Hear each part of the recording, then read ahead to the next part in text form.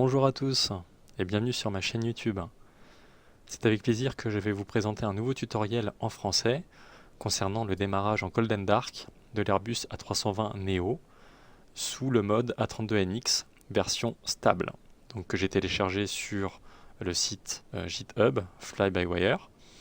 Il ne s'agit pas de la version bêta, j'ai préféré prendre la version stable car les fonctionnalités sont plus précises, plus optimales et ça me permet de vous faire un tutoriel bien précis, simple, rapide, efficace, avec les fonctionnalités essentielles. Donc c'est vraiment un tutoriel pour les débutants et également pour d'autres d'entre vous qui sont intéressés pour le démarrage en Cold and Dark de l'Airbus en français.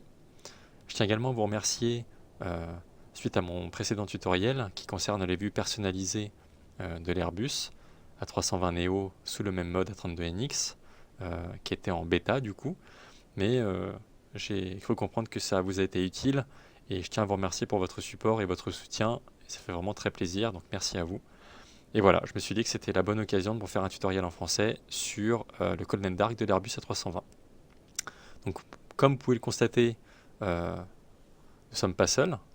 Un copilote est avec nous pour ce tutoriel. Il n'est pas très bavard, mais il s'assure que tout est OK. Donc, et il est bien à son poste. Donc voilà. Bienvenue également à lui.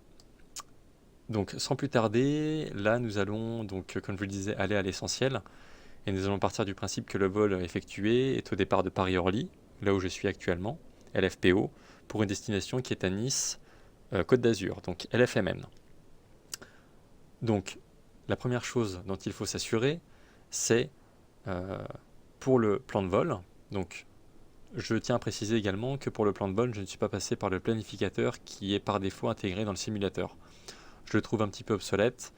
De même pour l'ATC que j'ai préféré désactiver afin de vous montrer au mieux comment ça se passe, de ne pas avoir d'interférence et d'être le plus précis possible sans forcément avoir l'ATC.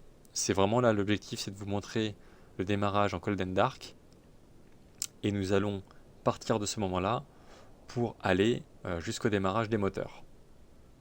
Nous verrons plus tard par la suite, éventuellement sur d'autres tutoriels, comment procéder au pushback, au roulage, jusqu'au décollage.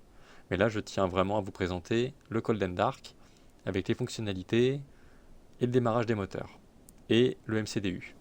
Donc sans plus tarder, nous allons nous occuper de la planification du vol. Donc moi, je passe par Route Finder, qui est un site entièrement gratuit, simple d'accès et facile et rapide. Donc là, vous avez l'aéroport de départ inséré qui est LFPO, comme indiqué ensemble, LFMN pour l'arrivée. En général, sur ce site, l'altitude de croisière qui est par défaut est de 33 000 pieds. Nous pouvons laisser cette altitude, qui me semble bien, et toujours s'assurer que nous sommes sur le dernier cycle de base de données pour générer le plan de vol, qui est bien sur la dernière, qui est 2013. Toujours s'assurer que nous avons, en tout cas pour ce site-là, l'acide qui est coché. L'acide correspond au point de départ qui est entre votre aéroport de départ et votre premier point sur la route. Donc ça fait un lien entre les deux. Donc c'est bien coché. Idem pour la star qui là concerne votre aéroport d'arrivée et la star va être le point qui relie votre aéroport d'arrivée au dernier point de votre route. C'est coché. Nous pouvons trouver la route. La voici. Là nous avons le détail de la route. Ici, point par point, l'ensemble des points. Mais ici, nous avons vraiment la route principale qui va nous intéresser et c'est ça qu'on va imputer dans le MCDU. Nous allons ensuite planifier le carburant. Je passe par Fuel Planner, qui est un site également gratuit, facile d'accès, rapide, efficace. Nous sommes aujourd'hui en Airbus A320. Nous partons de LFPO, que j'ai donc bien saisi, pour aller à LFMN, Nice Côte d'Azur. Nous pouvons cliquer sur Planner. Et en fait, l'indicateur nous montre que nous allons avoir besoin d'environ 14 000 pounds pour ce vol, en comptant le fuel utile au vol et la réserve de fuel. Il y a toujours ces deux parties-là à prendre en compte, qui fait environ 13 790. Une fois ces données établies, de retour ici, nous allons diriger en haut sur la barre des tâches, sur la partie carburant, qui est ici. Ce qui nous importe aujourd'hui dans ce tutoriel, bien entendu, c'est le carburant. Tout ce qui concerne la charge utile ça ne nous regarde pas vraiment. Et là nous allons donc nous intéresser au carburant principal, hein, nous pouvons laisser sur cette ligne. Donc nous sommes bien ici en ligne, en livres, en pounds, et nous avons besoin d'environ 14 000 pounds. Donc là, ce qui nous intéresse, c'est de faire arriver cette ligne-là à 14 000 pounds. Donc, nous allons baisser jusqu'à arriver, voilà, à 14 000 pounds. C'est fait, l'avion est chargé, c'est automatique. Donc ça c'est bon. Nous pouvons fermer. Une fois le plan de vol saisi et le carburant déterminé, l'avion chargé, nous pouvons nous diriger sur le démarrage de la batterie de l'avion. Donc, j'ai cliqué sur le chiffre 3 de mon pavé numérique pour faire la vue personnalisée qui m'amène à mon overhead. Première chose à faire et à s'assurer, bien entendu, c'est de démarrer la batterie de l'avion, comme beaucoup d'avions, pour tout simplement démarrer l'external power, qui est ici en disponible. Available. On peut cliquer dessus, et l'avion démarre tranquillement.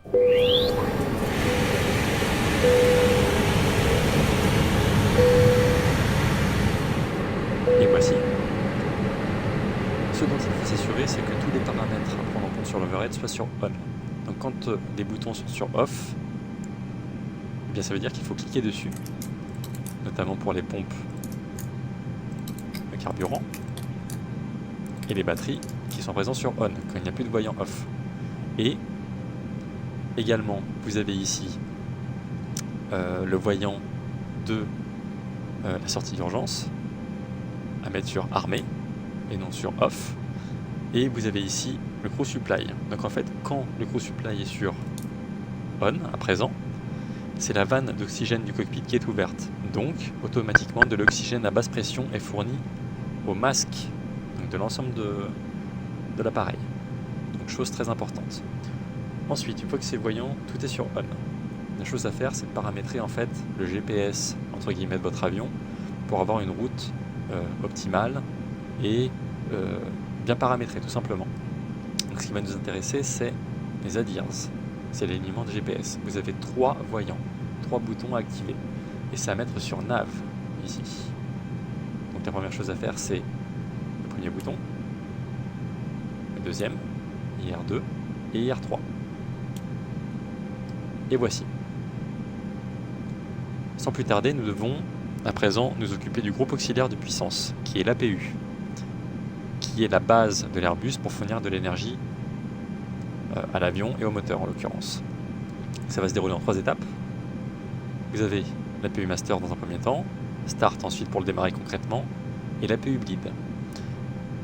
Pour vous donner un ordre d'idée, donc là on peut le démarrer en s'assurant qu'au niveau du pédestal, vous êtes bien sur la page APU ici, sur les cams. On clique. On peut démarrer l'APU Master Switch. Donc en fait, l'APU, le groupe auxiliaire de puissance, fournit à la fois au sol de l'air pour la mise en route des réacteurs et pour le système de climatisation. C'est en gros de l'énergie électrique qui est nécessaire à l'avion pour son bon fonctionnement. Donc, vous allez constater rapidement, flap open, ça veut dire que l'APU peut être démarré concrètement. Nous pouvons faire Start. Voici. Donc là, pendant que l'APU est généré, que le générateur est en route, vous avez les voyants ici qui commencent à s'allumer. Ce que je peux vous proposer de faire, c'est d'ores et déjà de régler vos cadrans sur la lumière, etc., l'éclairage que vous souhaitez. Donc là, le PFD, l'indication de la map de navigation également, qui sera effective au moment où les IRS seront alignés, le GPS. Là, vous avez les lumières pour ces 2 écrans. Les voyants du MCP qui concernent le pilotage automatique également réglés ici. Ce qui est bien avec ce mode A32NX, que ce soit le mode stable ou des bêta, c'est que tout est réglable au niveau des éclairages. Donc ça c'est top. Également pour notre ami copilote aujourd'hui, qui est notre invité. Et là vous voyez, vous avez le GPS qui sera aligné dans moins de 7 minutes. C'est maximum 7 minutes, ou en général 6 à 7 minutes. Donc nous allons devoir paramétrer cela dans le MCDU, juste après avoir paramétré l'APU. Faisons étape par étape, et comme je vous le disais, c'est d'être vraiment précis et de vous montrer comment ça se déroule point par point. Ce que l'on peut faire également, c'est s'assurer que les lumières de navigation sont sur on pour montrer que l'avion en fait est en route, avec moteur éteint bien entendu. Et nous pouvons au passage activer les ceintures de sécurité avec le non-smoking sign. Et voici, à présent l'APU bleed est sur disponible et nous allons pouvoir démarrer l'APU bleed qui se situe juste ici. Allons-y. Donc l'APU bleed, pour vous expliquer tout simplement, en fait il fournit de l'air au réacteur pour la mise en route de ces derniers avant que le fuel soit injecté tout simplement. Donc en fait il est couplé avec l'APU pour que tout fonctionne et que tout soit en concordance pour que les réacteurs en fait se lancent proprement. Et voici. Pendant que l'APU démarre et que tout est opérationnel à ce niveau-là, nous allons nous diriger sur le MCDU. Alors, allons-y. Nous commençons toujours par la page init, qui est la première page. Première chose à faire, c'est vous pouvez, donc là vous voyez que la route est d'ores et déjà insérée, et vous pouvez aligner votre position GPS en cliquant sur Align et Confirm. Et là, vous avez un délai qui est de 5 minutes, et dans 5 minutes, si nous retournons sur l'overhead, les voyants off auront disparu. Donc tout sera OK. Ensuite, nous faisons retour. Donc là, vous avez l'altitude de croisière à rentrer. Sur Roadfinder, c'était bien 33 000 par défaut. Donc nous pouvons rentrer cette altitude, pardon. Et voici. Et nous avons le cost index. Alors ça, cela dépend des compagnies. Le cost index, en fait, dépend à la fois de la charge en carburant et de la compagnie qui est choisie. Et en général, le cost index a une influence sur la façon dans laquelle l'avion va aborder sa descente.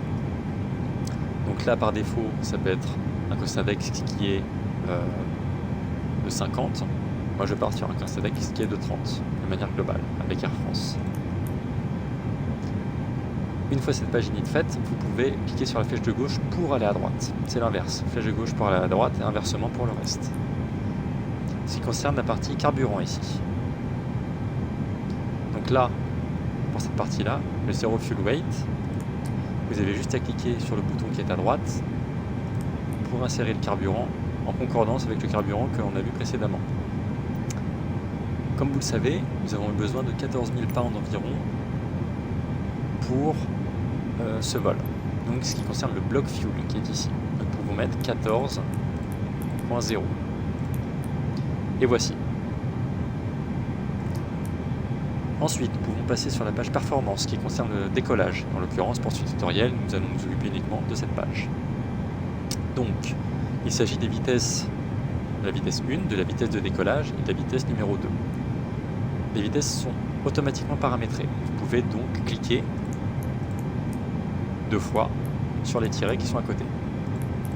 Et vous constaterez que la vitesse de rotation sera à 129 nœuds, automatiquement. Là, vous avez l'altitude de transition. L'altitude de transition, ça concerne donc l'aéroport de départ qui est Paris-Orly. Et en fait, on peut choisir de voir l'altitude de transition. Donc moi, ce qui me concerne, je vais sur Internet, sur FS Hub, et vous tapez l'aéroport. Et là, vous avez la fiche descriptive de l'aéroport, et vous avez l'altitude de transition, qui est de 5000 pieds, qu'on peut paramétrer. En fait, et je vais y revenir juste après, c'est qu'au-delà de cette altitude de 5000 pieds au moment où l'avion monte après le décollage, eh bien, la pression atmosphérique passera en standard. C'est-à-dire qu'à partir de ce niveau-là, la pression atmosphérique passe automatiquement sur standard. Ensuite, nous allons y revenir après sur la pression atmosphérique. Vous avez ensuite paramétré les volets. En général, les volets sont paramétrés sur 1 pour ma part, de manière générale pour Airbus. Tout dépend du carburant, du vol et des paramètres à prendre en compte, mais pour ma part, par défaut, c'est toujours sur 1. Ce qui veut dire que les volets seront à sortir sur 1 degré au moment du décollage. en tout cas pendant le roulage, avant de décoller, si je peux être plus précis. Voici pour la page performance. Ensuite, vous avez la route à insérer. LFPO, vous cliquez dessus, départ, et là je me suis basé sur un départ piste 24 à Orly, qui est donc la piste la plus proche de mon point de départ là au gate. Donc vous avez toutes les pistes qui sont insérées ici, mais nous on cherche la 24, on descend, elle est ici. Comme vous le disais, avec Route Finder, nous avons donc la cible qui est ici, que nous allons devoir déterminer en fonction de l'ATRA, qui est le premier point de la route. Nous allons descendre jusqu'à voir la cible qui correspond à l'ATRA. Et vous voyez, c'est l'ATRA qui est ici. Vous cliquez, ça correspond. Insérer. Vous voyez, l'ATRA est ici, tout simplement. Parfait. Pour ensuite poursuivre à insérer notre route, nous pouvons cliquer dessus et faire Airways. Vous avez l'ATRA qui est ici. Si nous retournons sur notre plan de vol, vous voyez que là, le point suivant à insérer est UM133 et UTUVA.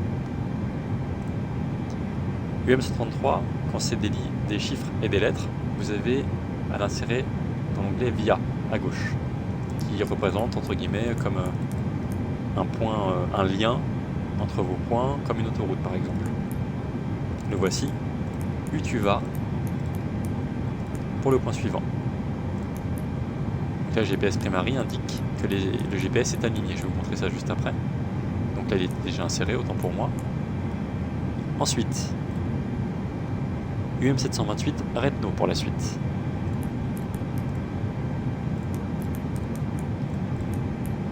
Retno. Vous voyez, ça se met vraiment simplement. Voilà. Et A3 Pérus. Pérus qui est donc le dernier point du plan de vol. Ce dernier point du plan de vol va nous importer parce que nous allons avoir besoin d'insérer la star, comme je vous le disais. Donc là, c'est vrai que j'ai pas d'ATC qui m'indique quelle piste atterrir parce que je voulais rester sur un tuto vraiment très simple et à portée de tout le monde. Donc là, une fois que c'est inséré avec le dernier point Pérus, vous pouvez faire retour.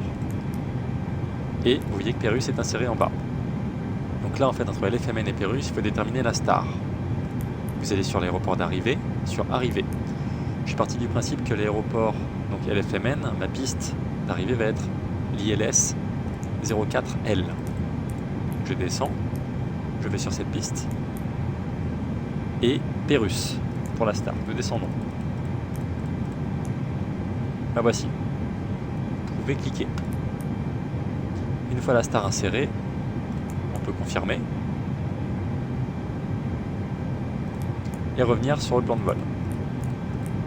Et là, vous avez votre plan de vol qui est au complet, tout simplement. Vous pouvez remarquer qu'une fois que les IRS sont alignés, vous avez votre map de navigation qui est ici. Vous pouvez zoomer avec le bouton qui est ici et voir votre route est bien insérée avec les points. Et voici. Donc là, je voulais revenir à la pression atmosphérique, qui est ici le QNH. Donc, en fait, la pression atmosphérique correspond à la pression générée par une colonne d'air à un point donné. En l'occurrence, nous sommes à Paris, donc en Europe, en France, et là l'unité à sélectionner sera en hectopascal, alors que là nous sommes en inch, donc nous devons cliquer ici. La pression atmosphérique est réglée par défaut sur 10-13, qui est par défaut en règle générale. Moi je vais appuyer sur la touche B de mon clavier, et ça nous montre que la pression atmosphérique actuellement en temps réel à Paris est sur 1000. Nous sommes bien réglés sur la qualité de l'air et la pression atmosphérique. Également, ce qui va nous importer, c'est de paramétrer ici sur la MCP, donc le pilotage automatique, l'altitude de croisière à 33 000 pieds par Route Finder, nous avons défini. Les choses également à paramétrer, à activer, c'est le Flight Director, qui est une croix ici rose qui apparaît au moment où l'avion décolle. C'est en fait un indicateur à suivre avec votre side stick ou votre yoke. Et en fait, cette croix rose est paramétrée en fonction de votre vol et votre plan de vol, et cette croix rose est à suivre. Vous allez devoir suivre en pilotage manuel cette croix rose, que ce soit au décollage, à l'approche et à l'atterrissage. Donc en fait c'est un aide à la direction, une aide au pilotage tout simplement. Et voici, nous allons pouvoir passer maintenant au démarrage des moteurs. Donc vous pouvez à présent activer la beacon light, qui est la lumière qui indique que l'avion va être compté comme dangereux, à moteur tournant, et donc qu'il est potentiellement amené à être en mouvement. Nous pouvons l'activer. Et ensuite, une fois sur le pédestal, vous allez donc procéder au démarrage des moteurs. Petite indication ici, vous voyez que la porte du cockpit est ouverte. Nous allons pouvoir la passer sur fermé, car au moment de cette procédure, c'est vrai que la porte va commencer à se verrouiller. Un cran vers le bas. Une fois que la l'APU est bien démarrée, nous avons tout au vert ici, tout est au vert. Nous allons cliquer sur les cams, là sur la page Engine. Et ensuite, toujours s'assurer pour le démarrage, alors je vais me décaler un petit peu, que pour le démarrage, vous êtes ici sur ce bouton sur Ignition Start, ce qui va permettre au moteur de s'allumer convenablement. La procédure indique que sur Airbus, A320, consiste à démarrer le moteur 2 en premier, puis le moteur 1. C'est ce que nous allons faire. Allons-y pour le démarrage du moteur 2. En sachant que bien sûr la procédure en règle générale serait de procéder au pushback, de demander le pushback à l'ATC, et au moment où le pushback commence son action, nous démarrons les moteurs. Car c'est une procédure vue avec le pushback. Mais là, pour ce tuto simple et rapide d'accès, procédons au démarrage du moteur, tout simplement. Vous allez voir que la page ici s'active, est en route. Le moteur numéro 2 s'active, nous pouvons voir ça de plus près. Vue personnalisée, je me déplace. Et voici.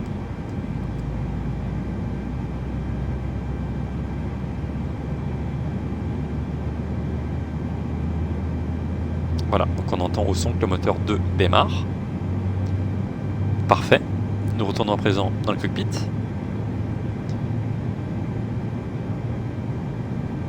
Et nous pouvons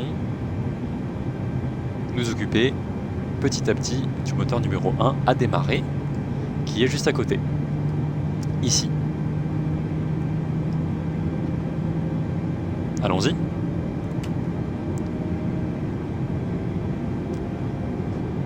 Et ce que nous devons faire, bien entendu, une fois que les moteurs sont démarrés, pour être visibles des autres utilisateurs et des autres avions, eh bien, c'est d'activer le mode Tara sur le transpondeur qui va nous rendre visible de tout le monde. Basculons Tara sur la droite. Et voilà, c'est chose faite. Petite indication pour animer un petit peu votre map, votre carte de navigation, c'est soit d'activer le radar terrain pour montrer le terrain aux alentours s'il y a des montagnes ou en tout cas des élévations. Là ce n'est pas le cas, tout est plat sur notre route. Et vous avez également sur le pédestal le radar météo qui peut être activé. Donc là, ce qui concerne le WAX ici, WX qui est bien sûr Weather Radar, et vous avez besoin de paramétrer en fait le Weather Display sur auto tout simplement, et sur la position numéro 1 qui concerne en fait le pilote et également le copilote. Je mets un par défaut. Et là vous voyez que c'est très chargé en météo, que le décollage va être effectué avec de bonnes turbulences et qu'ensuite ça va se calmer. Voilà pour vous donner une idée. Les moteurs sont à présent en route et nous avons entamé le Golden Dark. Nous avons pour le coup entamé le Golden Dark avec tous les voyants opérationnels, à savoir l'APU, le démarrage moteur et le MCDU. Maintenant que les moteurs sont démarrés, nous pouvons à présent désactiver l'APU, car comme je vous le disais précédemment, l'APU sert à alimenter les moteurs en énergie et en énergie tout simplement. Donc on peut le désactiver. Et voici. Et voilà. C'est chose faite. Donc voilà, il s'agissait du Golden Dark de l'Airbus A320 Neo sous le mode A32NX stable. Alors, comme je le disais, c'était vraiment très rapide, très simple, mais je voulais vraiment aller à l'essentiel avec vous pour vous montrer à quoi ressemble le démarrage en Golden Dark de l'Airbus, avec les fonctionnalités, quelques explications sur ces fonctionnalités, et vous montrer vraiment dans la globalité et voilà, aller à l'essentiel tout simplement. Donc j'espère que ça vous aura aidé, j'espère que ça va vous permettre d'y voir plus clair. Et bien entendu, je compte, après tout ça, continuer d'autres tutoriels, éventuellement sur le décollage et l'approche en ILS par exemple. Donc n'hésitez pas à me dire ce que vous en pensez, et je serai ravi de pouvoir vous aider et de vous donner d'autres tutoriels en français. Écoutez, je vous remercie d'avoir regardé ce tutoriel, et j'espère que ça vous aura été utile. En tous les cas, je vous souhaite de bons vols avec mon ami copilote, et happy landing à tous. Ciao!